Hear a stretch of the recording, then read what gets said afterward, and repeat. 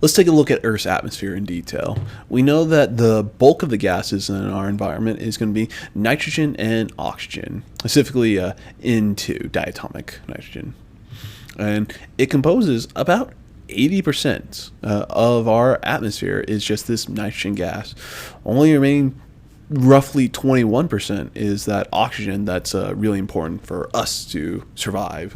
So this nitrogen, we just breathe in, breathe out, and don't consume it for much.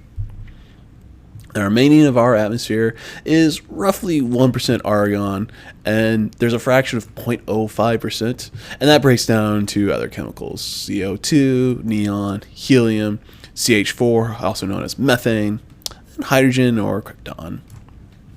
The importance here is that we have such a rich O2 oxygen environment because of organisms, life, producing the O2. Life processes, plants, and early in life cyanobacteria, they process the CO2 and output O2 as a waste product.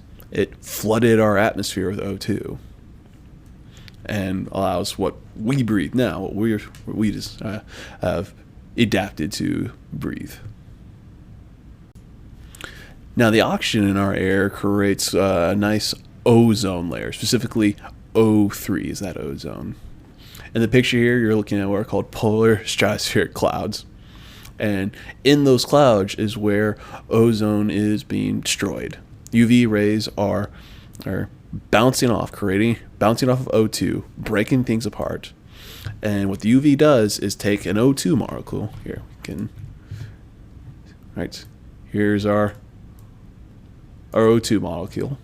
And a UV ray can come in and split that thing up. And now you'll have just some free O's. And over here, there'll be another O2 molecule. So this guy can combine with this through other processes. So this O particle here will combine with these O2s to form that O3. So that's what's constantly happening in our atmosphere.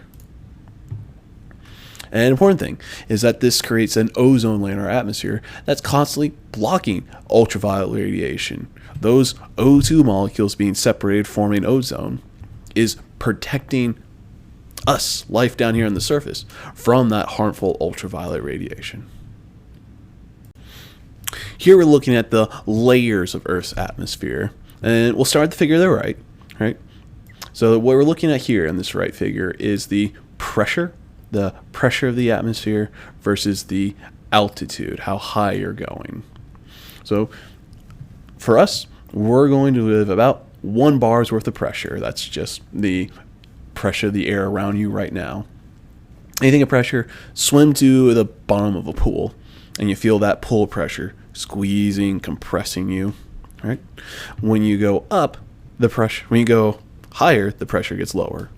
Same thing for gas in our atmosphere. As we go to higher and higher altitudes, the pressure, the amount of gas there, is going to reduce. So we go through layers of like the troposphere, and this is the layers where we experience most of our weather conditions.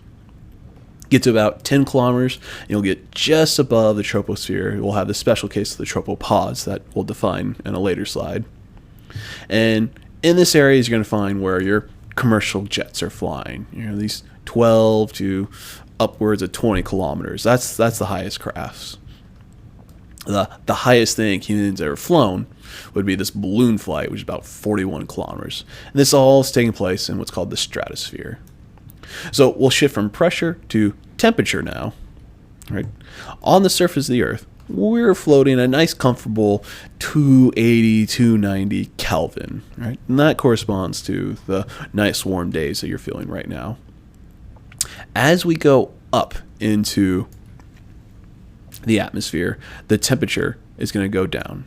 So the way to read this graph is, here's your temperature scale, and we're going higher and higher into the sky.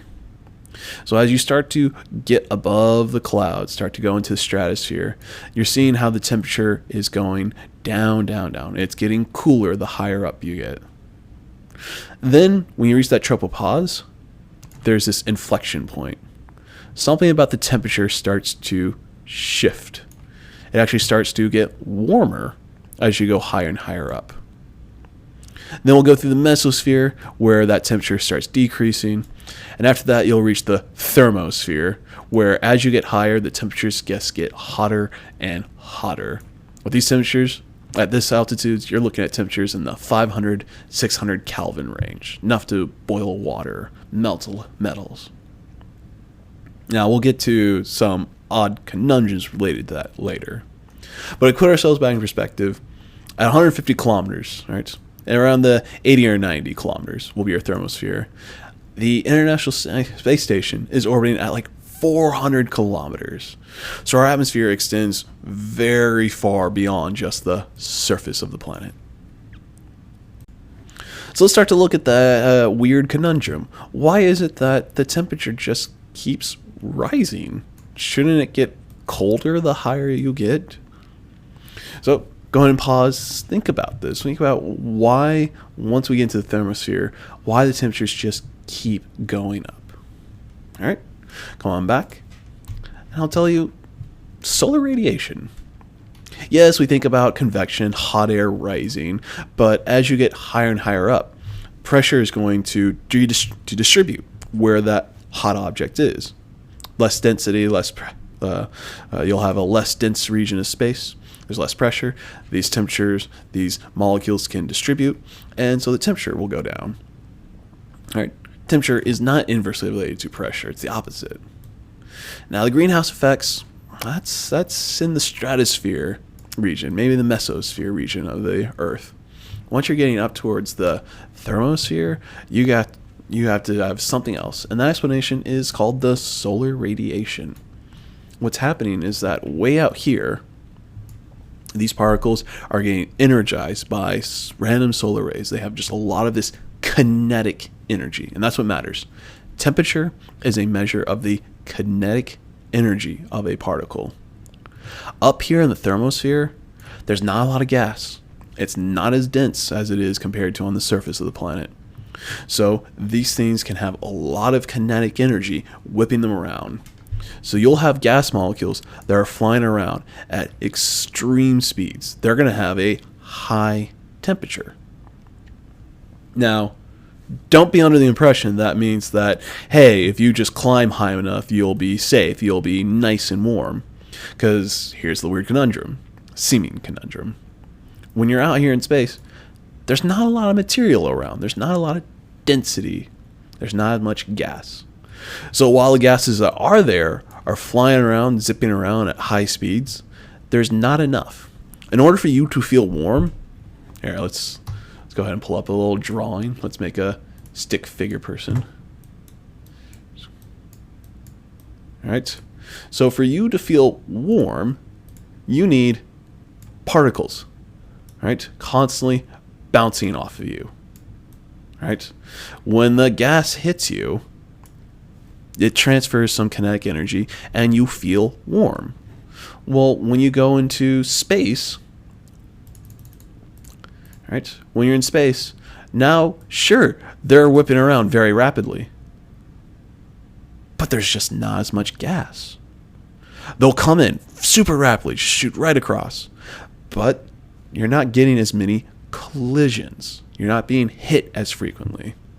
And so because of that, yes, the gas of these particles will be extremely high. These things are going to have a lot of kinetic energy. They're not going to impart enough to make you warm, to melt you if you get that high in space. So let's go through these layers in more detail together. You'll have the troposphere, and that's from the surface to about 15 kilometers above. Temperature and pressure decline as the altitude keeps going up, and this is where we're going to find a lot of water vapor. That tropopause, that's a region where the temperature stops declining with altitude. Right? Go back a little bit. Right. At the tropopause, as you're getting higher and higher, the temperature has stopped decreasing. It's actually going to invert and start to increase with altitude. So after that, you'll have the stratosphere, right? Temperatures rise in altitude. This is where you're going to find your ozone. This is what's protecting us from the ultraviolet radiation. Keep going up and you'll have our mesosphere, which is between 50 and 90 kilometers. Temperature starts to decline with altitude again. And this is where you're going to find the coldest regions of the atmosphere. Once you get past that, we'll invert into the thermosphere. So anything above, say, about the 100-kilometer range. And this is where ultraviolet radiation, solar winds, they're making charged particles. They're making those hot, energized particles. It's not as dense, right? Remember, this is a plot of temperature, not pressure. So it's not as dense here. The pressure just keeps going down and down.